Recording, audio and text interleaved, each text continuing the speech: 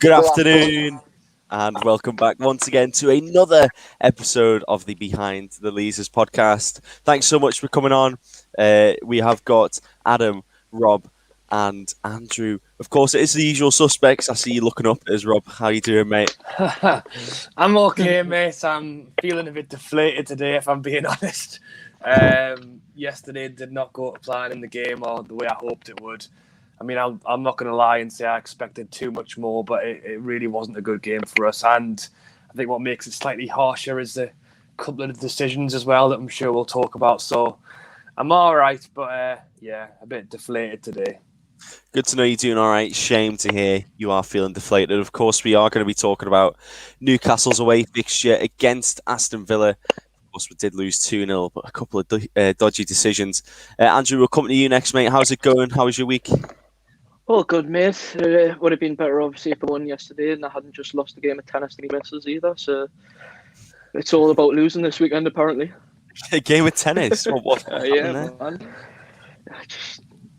Well, we did do best out of 3, which I won, and then it was, we'll play first of 5, and I just crumbled, mate. Just like Newcastle in the second half of football. You know, we'll never get a full 90 minutes out of Newcastle. I think we've said this many a time on this podcast. But yes, hello everyone who is tuning in. We've got Adam, who I've come to last because, well, mate, it was a bit of a funny one for you yesterday, wasn't it? You actually travelled to Villa Park to watch the game. You got your picture on the Newcastle Twitter feed. I've got to say that's got to be a new profile picture. It looks class. You know. How are you feeling after yesterday? I know it was a long journey back, I'm sure, as well. But how are you feeling after the fact?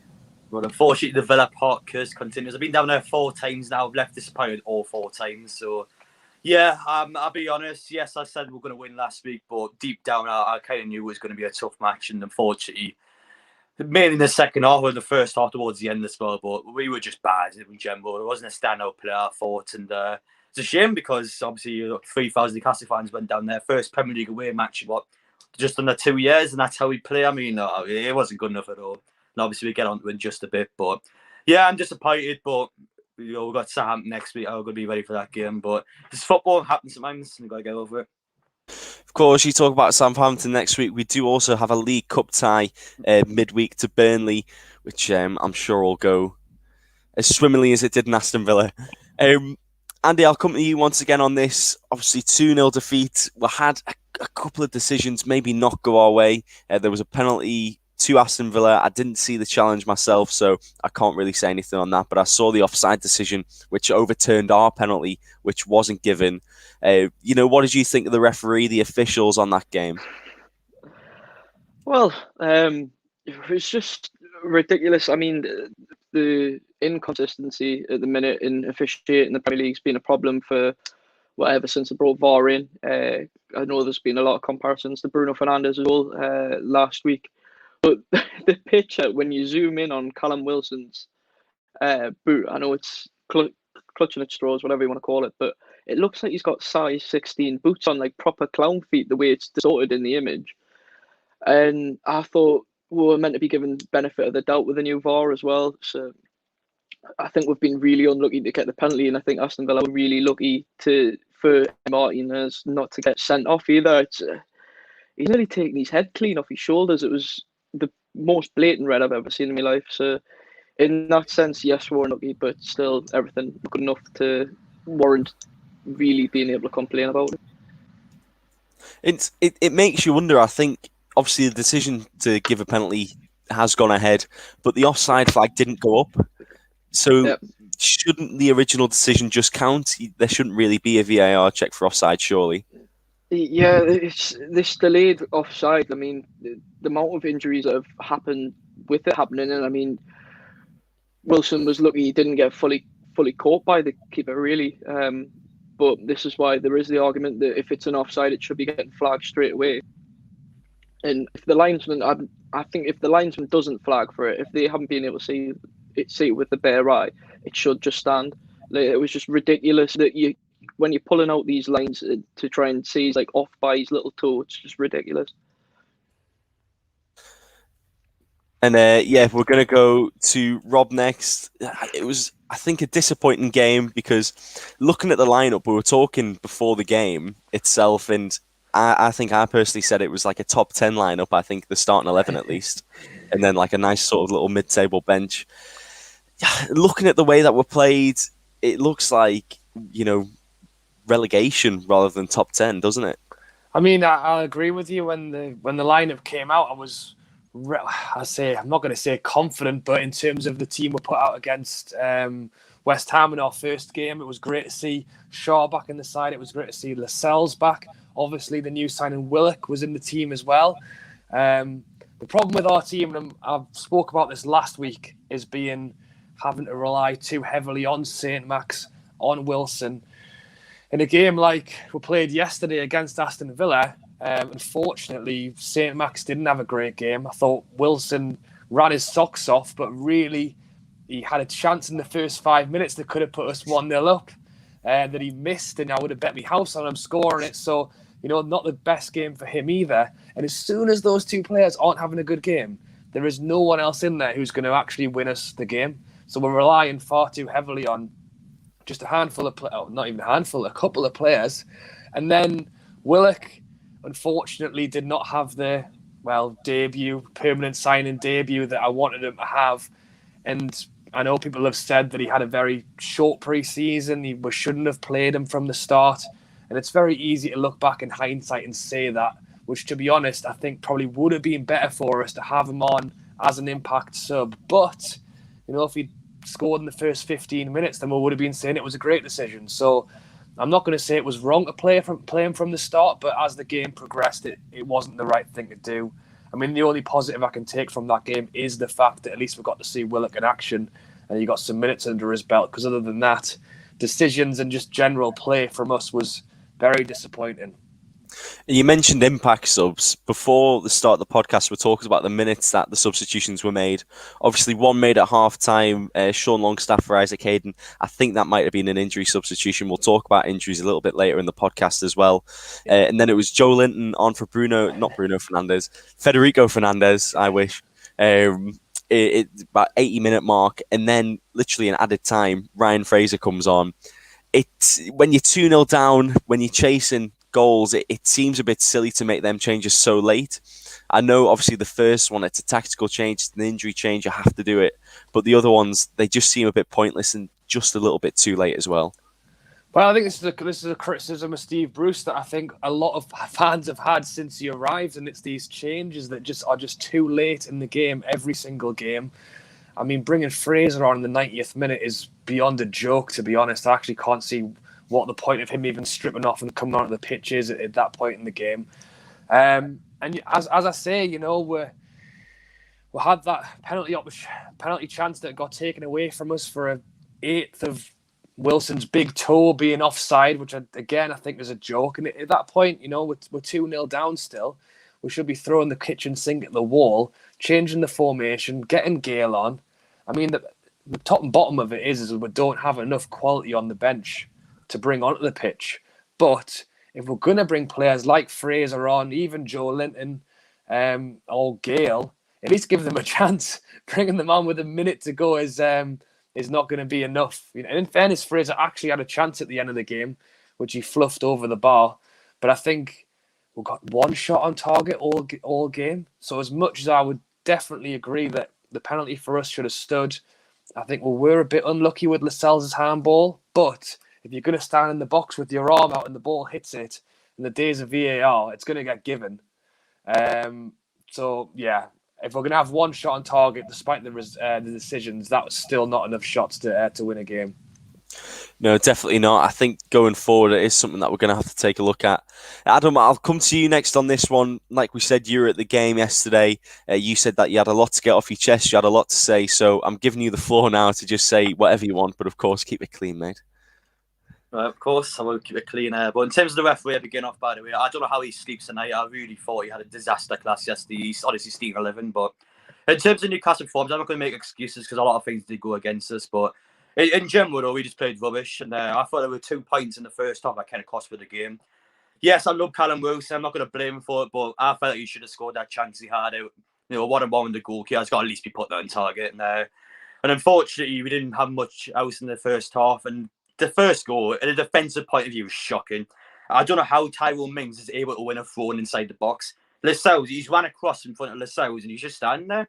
And there's two players in between Danny Ings and not even trying to close him down. I mean, yes, it's a good goal for Aston Villa, but I mean, just in the stroke of half time, 0-0 at Villa Park at half time would not have been a bad result, to be fair. And we just give away a goal, and just like that, we cost ourselves the game. I mean, yeah, I don't know what to say in terms of the VAR call. I mean, honestly, the Premier League at the start of the season said that we're going to make sure the offsides are not so minuscule small that you can't call it out. I mean, the goalkeeper has literally done a UFC knee on Callum Wilson. He could have killed him. Like, I'm not even joking. And I mean, yeah, you could argue maybe it was offside, but it's so tight. I mean, it's got to be clear and obvious to overrule the decision, and the decision was a pen. So I felt like VR was shocking there, but I'm not going to make excuses. We were bad in the second half, and of course, from the results in the first half, I mean, yeah, it was always going to be a loss once you conceded the first one. So I don't think I've ever heard a description of a penalty as good as that. A UFC knee. I mean, fair play. I've not seen the penalty decision myself, so I'll take your word for it, and I'll say that he's flying kneed him. So, obviously, once again, you're at the game. The crowd must have been good. First away game for the fans in quite a while. What was the sort of reaction from the fans for all the decisions? And were you cheering for the full 90 minutes as well, chanting? Yeah, I mean, the fans were chanting for the game, yeah, but in terms of decisions, I mean, it was getting heated in the way fans. But I was doing the same. I was getting annoyed with the referee. There were so many calls in that game. He was just giving free kicks for barely anything. I mean, it was ridiculous. But yeah, obviously the Lascelles handball, that was a blatant penalty. The VAR called that right. Stick your arm out like that. It's in the laws of the game now. That is a pen. But the second one was just a joke. Honestly, I haven't got over it. It's a complete joke. How it wasn't a pen and he was onside. So yeah, the referee and VAR, yes, they were useless, but that's just what it is. The Premier League is the reason why you don't see these referees and linesmen at the Euros or the World Cup. There's a reason why, because the officiating in England's terrible. But it happens to everyone. Newcastle, in terms of VAR, I've been quite lucky so far, I would say. But so far this season, 2 games in, it's definitely changed the course of the match. But it's going to happen to every team this season, so we kind of just got to go over it. But unfortunately, that's just how the game is. But listen, Burnley, Southampton, if we don't turn around those 2 matches, then I'm going to start worrying. But for now, though, I'm going to give them the benefit of the doubt. You're going to give them the benefit of the doubt. Now, I know we probably don't want to talk about the Euros, but just on the topic of officiating, we saw a lot of good decisions in the Euros in terms of the way that VAR was used. Even the English referees, I thought, had done very well. But looking now and coming back to the start of the season, it feels like all that good work from the English referees and just like the lessons that could have been learned from the Euros have just gone away. Andy, I'll come to you for this one. What do you think could be taken from the previous tournaments, the Euros, to sort of change the way that VAR, refereeing, officiating could be done in the Premier League? First of all, they need to start going to the screens more as well. It was Martin Atkinson last week. He didn't go and look at the screen for the penalty that we conceded to West Ham. If he'd looked at the screen, it would have been rolled off, and he would have seen that Fornals dived. Yesterday, I think, had the official looked at the screen again, probably would have given Wilson the benefit of the doubt. What I was worried as well, I know he obviously missed a chance that we all thought he was going to put away early on. I think the way the game was getting officiated, that game, I think, would have been written off for Wilson pushing his man to get away from him. But like I said before, it's just annoying the inconsistency in officiating in this country. I mean, Man City, Tottenham, they were diving in, giving each other 50-50s. This game, it was just so stop-start, and it's just making the game so annoying to watch. Yeah, I think, especially with certain decisions, they're taking minutes at a time, which is really annoying. We want to talk about Joe Willock as well. Of course, he made his debut yesterday. I was actually a bit surprised to see him start, just because, like Rob said, he's not had a lot of minutes in this pre-season. I think he played 1 game against Chelsea, actually scored in that game as well, but I think that's about it. Andy, what did you think of his performance? Just this five back's not working, is it? And Willock's not meant to be this holding midfielder where he had Shelby. Willock's meant to be your striding behind Wilson and Maximin, being there and getting in the box. That's where he was getting his goals last season, and it's annoying to think, well, we're maybe going to have a formation that we can play with, stick with, and grow with, and it's just not working. It's why we changed it so many times last season, and I said this last week, it must be so frustrating to be in that team not knowing what setup you're going to be playing from week in, week in. Fair enough, you can do it smartly if against the right opponents, but there's no smartness to it. And to get as much as you want out of Willock, he needs to be playing in a proper number 10 role on the edge of the box and getting into the box for crosses. Otherwise, it's been happening there. And we've had a question come in from Dean. Hello, Dean. Thanks for tuning in. He says, what can we even change to get a result versus Southampton other than the manager? So Southampton have literally just drawn 1-1 against Man United. A great result after losing, I think it was 3-1 against Everton the week before. Rob, I'll come to you on this one. What do you reckon we can change to try and get a result against Southampton? Well, I think Adam Armstrong's definitely going to get a goal, so we need to score at least 2, which is a problem for us, seeing as we're struggling to get 1. But I would go with what Andy's just said there with the formation. It's really frustrating to come into a season with 2 games in, and already I'm worried because of the fact that this formation just isn't working. The thing I understand what he's trying to do. He wants to stay defensive, but he also wants to push people forward. So, you can look at the West Ham game as an example. Richie, our left wing back, crosses the ball in for Murphy, our right wing back, who scores a goal. So in that sense, you're thinking, well, if they can get that forward and create that impact, that's brilliant. But the problem is, Murphy is struggling defensively. And as much as I love Richie and his work ethic, I think defensively, even he's getting caught out a little bit, which is where I would have thought he would be at his strongest. So for me, I would rather go 4 at the back, have the likes of Dummett playing left back, who, yes, you won't get any attacking threat from, but then just play St. Max on the left. So you've got a defensive player and an attacking left player. Rather than trying to rely on Richie to do both, why not have one of each on the left side? Same with the right, maybe Manquillo, depending on what he's up to at the minute. I'm not sure. I've not seen him in ages. And then have Almiron on that side, maybe. And if Steve really wants to keep it defensive, have the 4 at the back, 2 holding midfielders, Hayden and, I don't know, Longstaff. And then in front of him, have Willock and Wilson. And I think having a 4 and a bank of 2 holding midfield players is just as, if not more, defensive than having 5 at the back. So if that's what he's worried about, I think that's the way to do it. And I think attacking-wise, would have more options going forward. So that's what I would like to see. I really don't see Brucey changing his mind so early in the season because it's like he's been proved wrong too early. And I think he's too stubborn to change it. But that's what I would do. I think we've definitely got like a top 10 attack, but a bottom 3 defence. It's a really, really weird situation to be in. Adam, I'll come to you next. What do you reckon we could change to possibly get a good result against Southampton?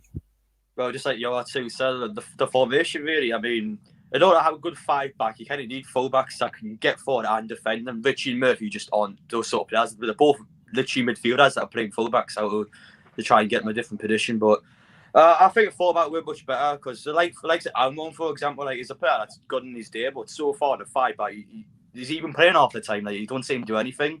And I think a player, for example, like Almon, a 4-2-3-1 or something like that would get a lot more of the ball and just look better, really. Like Andy said before, you got likes of Joe Willock. You play him as a central midfielder. He's a lot better behind Wilson as a more of an attacking option. And honestly, that's what we need to do. But obviously, like I said, Steve Bruce is very stubborn. He's probably going to stick to the 5-back. But what's the point of putting 5 defenders if we're going to concede more goals than we do when we play 4 defenders? So, like, what is the point of the 5-back? It's not stopping us from conceding goals. We're conceding more. So, yeah, for me, I would change it to a 4-back. But we'll see how things go. I'm hoping in the Burnley match on Wednesday that we do, give a lot more players game time, so we can try and hopefully find a player like Dwight Gale, for example, that might look half decent in the game. But otherwise, though, I mean, we're going to see how we get on next Saturday. But yeah, I'm not looking too confident this week, I will say. No, just definitely something that, could definitely make an impact for Newcastle. We've had a comment from Douglas who says, "Hi, it's not rocket science, but it is for Bruce. PS, great show. Thanks for the comment." And you're not wrong, are you? Have you got your little notebook, Andy, that says Bruce out, which actually said Bruce in? Unfortunately not. Yeah, but yeah, like the two lads have said, four at the back would be the way to go for me. I think under Rafa, we strived under, was it 4-2-3-1 we were playing, and it shows what a good manager can get you playing. You know what I mean? He had more Diarmi and Shelby playing like the prime Makaleli and Desai. It was just probably taking a bit too far. It was the partnership you never knew you needed. But with that front four potential, I mean, I feel sorry for Almiron. I don't think Almiron's played in his actual position since Rafa left. He's not a centre midfielder. You know what I mean? He's not a right midfielder. He is a number 10. That's what we've brought him in as. But I think if you had Shelby and Hayden sit in front of the, Christ, I can't believe I'm doing this, but just in front of the two central defenders, they can just stay there, because then you've got the likes of Maximin, Almiron, Willock, and Wilson as your front four. You're gonna cause problems. Just let them go forward, do their thing, and probably get another defensive coach, which isn't Steve Bruce. But going forward, we should be banging goals in for fun, but the way we're playing, we're not going to do that. There's no, because Richie's over 30 now. I think he's losing a leg of pace, which means as a right back you're losing that. So I 110% agree with Dummett. Because Dummett's he's solid every time he plays left back, and then Murphy, brilliant. I think he's been great going forward, but struggling coming back. So really we do need to bring in another right back, and probably about another 11 players. It's just hopeful thinking. 100 million on a new starting 11. I think we'd love that. We've had another comment coming from Dean, and it is actually about transfers. So it says, "Do you think we will bring in any new players before the deadline?" And just like you said there, Andy, a right back, it's always a position that I've said we've needed ever since, maybe Daryl Janmat left. We've not had a solid right back who could play week in, week out with a little bit of quality. And I'd say centre mid as well. We need another centre mid. When you think about Joe Willock, you think about players like Miguel Almiron. They can play in that number 10 role. Before Willock, I would have said we'd never replaced Jose Perez properly. But with Willock in now, I'd like to say that we have. We'll just have to see what happens this season. Rob, I'll come to you on this one. Do you think we will get any players in before the deadline? I don't think we're going to sign anyone. I think it'll definitely be loan deals. And the thing that worries me is the loan deals that we're linked with are youngsters. They're kids who are basically looking to try and get some game time somewhere. And the trouble is we are in need of desperate help. And not to say that some of these kids might not come in and do a good job, and certainly will help bolster what is already quite a weak squad that I think we have. But we need some players who actually have got some experience in the Premier League and can steady the ship, as opposed to just a few lads who will hopefully just bulk up the numbers. So, yeah, I think maybe one or two loans coming in, but in terms of actual quality through the door, I think we'll be lacking. Think we'll be lacking in quality. Adam, just before we move on, what do you reckon? I mean, again, I can't see us spending much money on players. If we do sign him now, it's just going to be a panic buy. There's no thought in maybe like, oh, listen, deadline's here, quickly go get him. Like, there's no thought anymore, because we would have signed him already if we try to get certain players. So I think we'll probably get one or two loan signs in, but is it going to make much of a difference? Probably not. There are a couple of ones I think are all right. I think there's a couple of centre halves at Chelsea. I think Malang Soy, I think he'd be quite a nice loan sign, but I don't think we can, to be honest. So in terms of players I'd like to see come in, I mean, anyone, just please someone come in. I mean, there's not much I can really say. It's just typical transfer business for Newcastle, pretty boring, pretty still. But yeah, with what we got though, and even though we have played bad so far, but still how we get forward the ball, I'm expecting us to turn it around at some point. It's just a matter of when, really. But against Southampton next week, I'm confident for that game. I think Southampton, yes, they got a good draw against Man U today, but Man U were rubbish today. I did watch the match, and Man U just weren't forward at all. So we'll see. But in terms of the signs, no, I don't see any more coming in. No more, not even James Rodriguez, rumoured to be joining Newcastle on a free. But even James, I mean, obviously he's not going to come, but he's got a terrible attitude anyway. Like, he's not you know what I mean? Like, he's got to play for Rafinha. Imagine you come to the training room and you say, Steve, what's he going to do? He's going to go on Twitch and Slack. What probably like he's not interested at all. He doesn't care. Like, but I like to see him come in, but he has got a terrible attitude. The thing is, mate, you're probably not even wrong. Douglas has just put another comment, and he says he's 37, season ticket holder, but he is struggling. He hates Bruce and Ashley. I don't think you're the only person in that boat, mate. I think we're all like that. But we are going to move on just to briefly talk about Burnley and then go a little bit more in depth with the Southampton game. So I'll come to Andy first. Just quickly, a little score prediction for the League Cup game against Burnley. Ooh, 2-1 Newcastle. Or 1-1 penalties, because it goes straight to penalties, don't they, the League Cup games? It does, yes. Rob, I'll come to you next for your score prediction. Yeah, I think it'll go to penalties as well. And if I would actually say Burnley will probably beat us on pens. I think that'll be very classic Newcastle to not only play a whole game out with nothing happening and then managing to lose at the very end. So I hope I'm wrong, but I'll go with that, I think.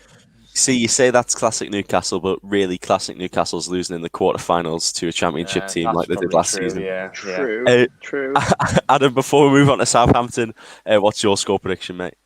My head's telling me no. My heart's telling me 3-0. So 3-0 Newcastle. 3-0. See, you said this about West Ham as well. You said 3-0 Newcastle in the West Ham game. We've got to be 4-2. So every time you say 3-0, I'm going to put the other team on the win. So. We'll move on to the Southampton game before the little sort of surprise that we have for the viewers. So stay viewing, because you can join in with what we're doing.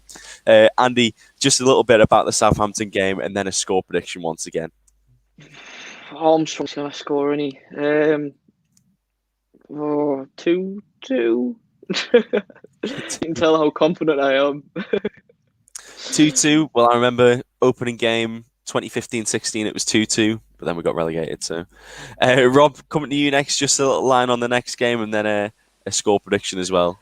Yeah, as I say, I would bet my hat on Adam Armstrong coming back and scoring against us at St James's Park. So that means they're going to get at least one, which means we need to get at least two to come out with a win. I'm hoping that Wilson can make up for his mistake, for his missing the Aston Villa game, and I'm hoping that Willock, with a few minutes under his belt, might help us a little bit in this game. But can we score two? I'm not sure. So I'll go 1-1.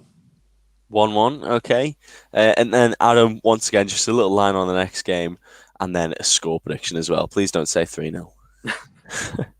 Well, listen, I don't blame you for obviously not predicting what a win, but Southampton is a team that always struggles in St James's Park. We've only beat, I think, once in the last 10 years or so. So, yes, I think we are going to win this game comfortably. As I said, I'm going to put me down 2-0. I don't think Armstrong will score. I think the defence will sort itself out. I think we're going to win 2-0. 2-0? Interesting. I'm going to say 1-0 Newcastle. And it's going to be, one of the games where we score about 60 minutes in, and then it's going to be heart and mouth moments for the entire game. But we will win. We're playing at home or away? Home. Home. Yeah, we'll definitely win. Got that crowd behind. Will you all be going to the game or? Yes. I think I am going, yeah. Potentially. Potentially. Oh, I'm very jealous. Me and Rob need a bit of your optimism. I know. It's just like... I don't get the games very often, so I am very jealous of when I see you at the games and everything like that. I am going back to Newcastle in a couple of weeks' time, though, so we'll see. But I think it's actually Magic Weekend when I'm going. So, anyways, we are going to move on to the final sort of section of the show, and it's something that I thought of literally about 2 minutes before the show started. So, bear with me. It might be a little bit crap, but do stay on the show, and you can join in with this as well. It is a little flash round quiz, and it's going to be for squad numbers. So, everyone, you've got your mics unmuted. So, basically, I'll ask a question, and then whoever basically shouts their name first, I'll take the stage to them, and then they can say the answer. And if they get it wrong, it'll move on to someone else. Does that sound good? So, what we got to shout out? I think I know what I'm doing. So, let's say, it's about squad numbers. So let's say, like, how many years did Alan Shearer wear the number 9 shirt for? If Adam, you shouted Adam first, you'd get to Okay. answer the question, right? So, question number 1, and these are a bit difficult.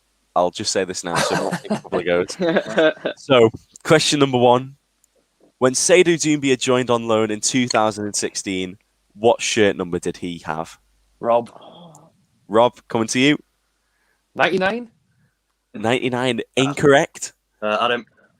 Adam, you next. I think it's 35. 35, that is also incorrect. So, Andy, coming to you. 36. 36 is also incorrect. Oh, it was dear. number... God, you've got to get these right on the quiz because I don't know what happened to the draw. Was it on So none of these were correct. The number was number 28. And I believe he played about 4 games and then we never saw him again. So it is still everyone nil. We will go on to the next question. What season did Steve Harper start wearing the number 1 shirt? Adam. Adam, coming to you. Is it 2010? That is correct. 2010 Well to done. 2011. Adam gets that one correct. Bravo. Very, very well done. So 1 point to Adam. So we've got 2 questions left. So if it's a draw, we will go to like a tiebreaker question or something like that. So the next question. Who wore the number 19 shirt in the 2015-16 season? Rob. Rob, coming to you, mate.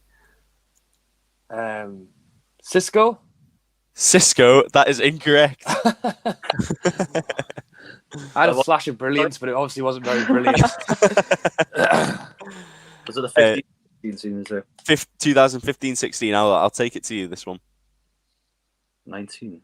I don't know. Younger and Biel, what number is he? I don't know. Younger and Bier, I think he left by that time, mate. Younger and Bier is incorrect. So, Andy, coming to you. Ferreira? Facundo Ferreira, no, he wore number 15. So, once again, you have all got it wrong. And if Adam gets this one right, then it means that he wins. And I'll think of a better quiz for next week. Who was the which will answer? be a bit longer. It was Masadio Haidara. Come on, guys. It's actually big, but Haidara. I don't think he played many games in that season, but still, he wore the number 19. And then, going to the final question, once again relates to the number 19. From 2008 to 2011, who wore the number 19 shirt for Newcastle United? This is a bit of a tricky one here. I don't think I'm going to say Cisco again. Adam. Adam, coming to you. Does Danny Simpson want number 2? No. No, that's incorrect. Okay. Rob. Rob, coming to you. Cisco. Cisco is the correct answer. Yes! No way. Yeah, that's so true. When you said Cisco before, I was like, oh god, he's got the other one. So Get in. I mean, it is 1-1, and we will go to a tie Wow. before we end the podcast. Andy, unfortunate for you, it is. Go on now. I'll just go. Yeah, you're out. You're gone. So let us think of a quick question. All right. I've got it. Okay. When Jorginho Wijnaldum first joined Newcastle United, what shirt number did he wear?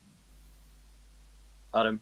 5. Adam, come to you. Number 5 is correct. Oh, So well done to Adam. He wins this week's quiz. Well I done. know it was a bit of a lackluster one, but like I said, I'll think of a better one in a bit more advanced time for next week. But yeah, thanks so much everyone for participating, and thanks everyone for joining the podcast today. Thanks for all your questions. We do really appreciate it. Hopefully, we will bring you some good news for the Southampton game, but we'll just have to see, won't we? We should be back next Sunday. It should be Sunday evening time. But once again, thanks so much for tuning in, everyone. We'll see you next week. Bye bye. Bye bye. Bye. Bye.